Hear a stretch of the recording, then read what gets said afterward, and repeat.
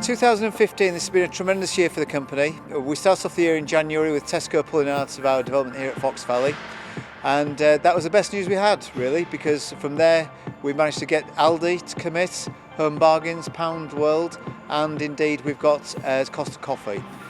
We've just secured the doctor's surgery to move into the centre, and we're now 70% pre-let. Here you can see me holding the Fox umbrella, and hopefully just behind me you can see this tip here on the umbrella, which is our statement building at Fox Valley. I'd like to thank everybody indeed for all the hard work they've put in this year to help convert this to which will be our flagship development. Thank you very much indeed. The year started at Fox Valley with the team at Henry Boot Construction moving on to the main retail site, where our new 144,000 square foot town centre is now nearing completion. We buried a time capsule in February to mark the start of work on the main site and announced plans for the new full-gas bike shop at Fox Valley, headed by the pro cyclist Tony Gibb. April was a busy month on site. We unveiled our plans to work with the famous Sheffield artist Pete McKee. The same month we hosted an open day to welcome some of the biggest names in retail to Fox Valley and show them the impressive site and extensive catchment. We're now 70% pre-let with a fantastic retail lineup, and we're working with Lord Andrew Mawson on a new Pathfinder PCT project. There's a fantastic opportunity to link health here into food, into maybe cycling, into a brand new development and place with lots of people, which is, I can see, is a very distinct place where people live. So it could potentially, who knows, become a bit of a pathfinder. But we want to work with business partners who are entrepreneurial and want to develop new ways of thinking about health, really. In August, we announced Aldi as the new anchor tenant, and in the autumn, a topping out ceremony was held to mark the steelwork going up on their new store. September saw the completion of the new office buildings, and we were honoured to welcome the Archbishop of York, Dr. Johnson Tamu, to bless the new buildings in a fantastic outdoor community service. Our first office tenants moved in within weeks, and others are due to move to their new premises in the new year, with the retail site due to open in June.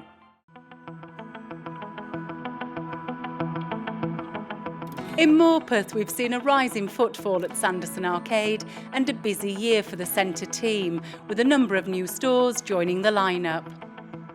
We started the year with 5 insolvencies at the centre, and we end 2015 with Sanderson Arcade fully let.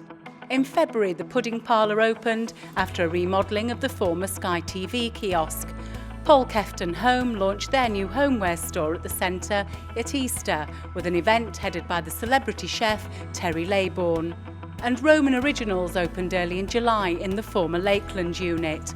The popular fashion retailer is trading well at the centre.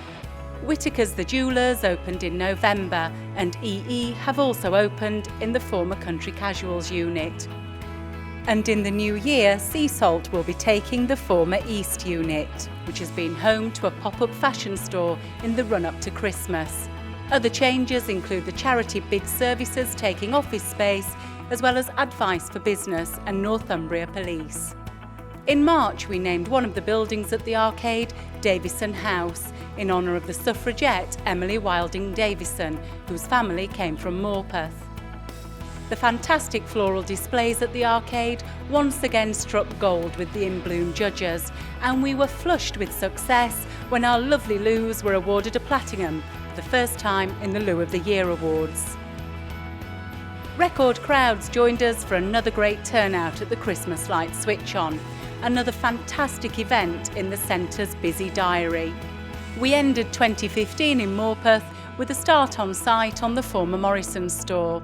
This £7 million scheme will be completed in summer 2016 and brings a new Pets at Home, Home Bargains and Next, creating 100 new jobs.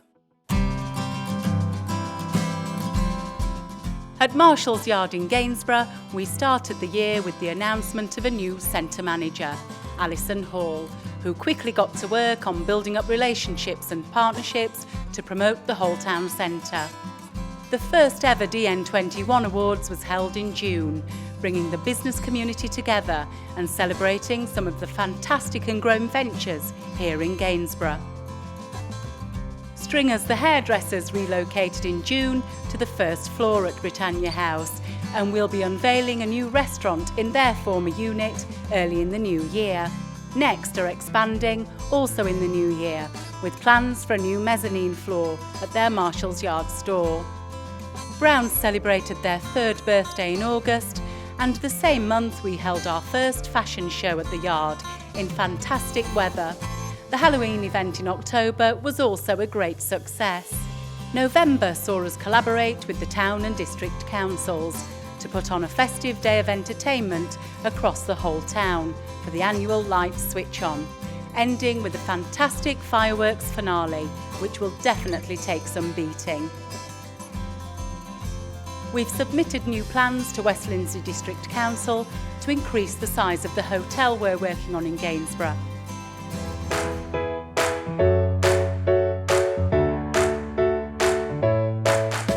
This year has seen Lime Square in Openshaw really establish and grow, and we've welcomed a number of new tenants to the centre. Windsor's joined the lineup in March, followed in the summer by Costa Coffee. The American firm Tandy Leather chose the centre as the location for its 2nd UK store, and the post office has also relocated to Lime Square. We've built up the popular weekly market under Amy Wainwright this year, who's also organised a great diary of events at the centre, aimed at driving footfall. And we launched the first ever Openshaw Festival in September, working with Manchester City Council, a fantastic event which enjoyed some amazing weather. We also invested in a new Christmas lights scheme at Lime Square, and despite poor weather, our first big switch on really pulled in the crowds. At Market Cross in Selby, we've undertaken some asset management and relocations to bring a new Costa Coffee which opened in September. It's the first of a brand new format Costa store and is already been extremely well received by shoppers. And we're working on plans for a new Pound World in Selby next to Market Cross. Work will start in January with plans for an Easter opening. Work started in December last year on our Holderness Gateway scheme in Hull, anchored by a 25,000 square foot B&M bargain store. We completed the project in the summer. At Royton, the new Lidl store was approved and we agreed the transfer of the land to deliver the new town centre store. Our plans for East Ham in East London have also progressed this year, and we'll be submitting an application early next spring to deliver our first major London project. At Penistone 1, we're currently fully let, with West Yorkshire Architectural Services opening earlier in the year. And we were delighted in May to win the RICS Pro Yorkshire Award for Regeneration. We were pipped at the post in the national finals in London in October, but proud to see our work in the town shortlisted in a national award.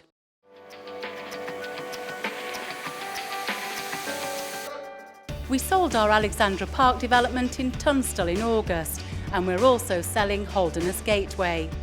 We also refinanced our 2 major assets this year, of Sanderson Arcade and Marshall's Yard, enabling the company to effectively plan for the next 5 to 10 years.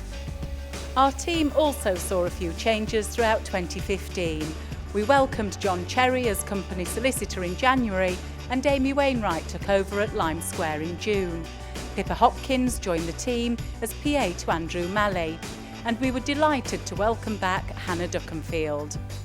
We were sad to say a fond farewell to both Jackie Helliwell and Amy Baldwin this year. We also said au revoir to Paul Anderson, who's promised he'll make a guest return to look after our charity bike riders next year. Our marathon man Steve Stead joined the main DPL board earlier in the year, and our award-winning centre manager at Morpeth, Mehdi Parry, joined the board of GVFM in the autumn.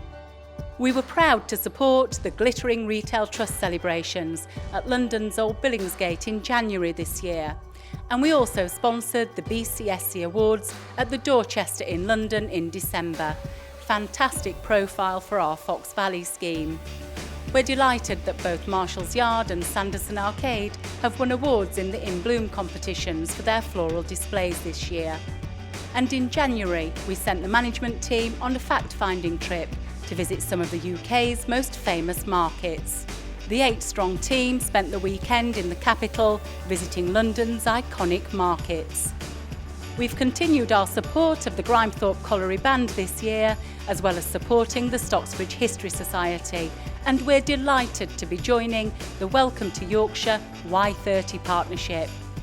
Dransfield Properties sponsored North Ferriby United for the last season this year, and it was a proud moment for all when they won the FA Trophy at Wembley in March.